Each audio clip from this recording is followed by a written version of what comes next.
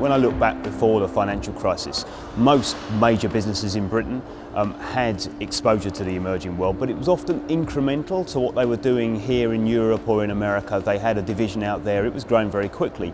I think going forwards what you're going to see is that emerging markets will increasingly become completely core to what businesses in the UK are trying to do, and businesses in the rest of the developed world as well, because a lot of the growth, a lot of the spending power is being amassed in places like China and India and Latin America, and actually further afield than that too, and businesses are going to have to be able to take advantage of that.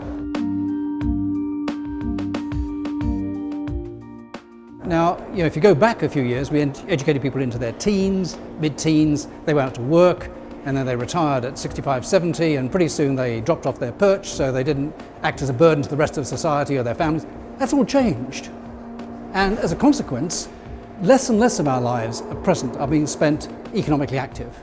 And at present, they just won't pay for the whole of the life cycle.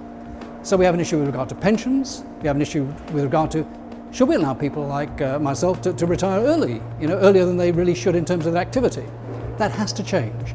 It also creates new markets, because people now later in life are interested in activities, fashion. I think the thing that Western businesses often miss, though, is there's an enormous amount of innovation coming out of places like China and India, and it's very easy, I think, for Western businesses to dismiss that, to assume it's not going to be competitive, it won't be a threat to them, but actually I think that's completely wrong, that you see emerging world companies not only succeeding in their home markets, but increasingly able to push products and services into Western markets as well, and so British business and other businesses in Europe need to be alert to the fact that developing world companies are extraordinarily innovative and are often coming up with solutions that leave some of our products standing. It's very likely that we will see a carbon tax of some sort or other coming into place, or at least some carbon trading permits. You're going to see the prices of energy start to rise, and that will force business to adopt different strategies from the one they have at the moment, because it's going to change their cost base quite significantly. And while, of course, we've seen a lot of good action on the part of firms over the course of the last decade or so in this area, the really big changes to companies' strategy only really happen when oil prices hit $150 a barrel and businesses really started to adjust to that. Now, we're not at those highs right now, but if you look forward for a decade or so, I think you're going to see the whole cost-based story is going to change quite significantly, and companies will have to change in order to survive, and that's a much stronger imperative than just being pushed by NGOs and consumers. You will see total changes in the business model around sustainability, and companies that aren't able to grasp that will fail. As someone who works in innovation and used to be an innovation consultant, I've always found UK business exceptionally resistant to the ambiguity necessary when you're creating something truly new. So a disruptive business, a disruptive innovator, has to deal with possibly 2 or 3 or 4 years when they won't know if it's going to work. They have indications, they have senses, they have feelings, but they don't know it's going to work. But if you stick with it, you eventually get an iPod.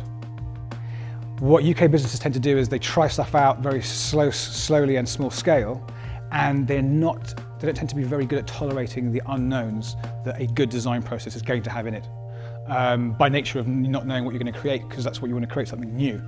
And I think businesses in the UK just need to start to really understand that you can't manage or control a good creative process.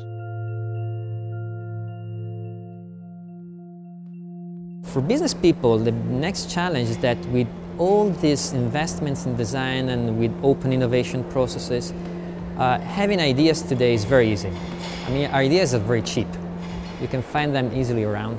The big challenge for businessmen would be to have the right vision to select the ideas, to connect the dots and put them together into the real strategy.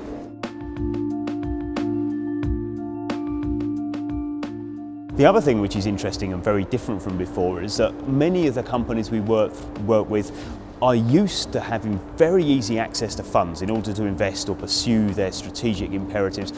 Credit was easy to get, it was easy to issue shares, but when you look going forward, it's going to be much more difficult. So companies are going to have to be able to do a lot more with a lot less, and that is probably going to require more than just tweaking your business model. It may require complete re-engineering of the way you run your business. I think the current economic crisis that we're in is a fantastic opportunity, because I think we as a nation, we spend a lot of money on things that were worthy, and I think the country did want to see improve, but I'm not sure we spent the money in the wisest possible way. And one of the things I think design can help with is, let's rethink how in fact we spend our money, and we still want to improve our public services and we still want to use them in different ways, but how do we do that with the funds that we have available today? So one of the things, and one of the conversations I'm having a lot at the moment with clients is, where do you start? How do you experiment? How do you get things to happen? Where do you begin? And how can we help you? How can we help you break the problem that you have into a meaningful chunk and start? Again, I'm big into metaphors, but if you reach a fork in the road, take it. So I think, again, we're saying to our clients at the moment, this is the time to disrupt yourself, to grow your business, and to start to think about the meaning of what it is that you're doing.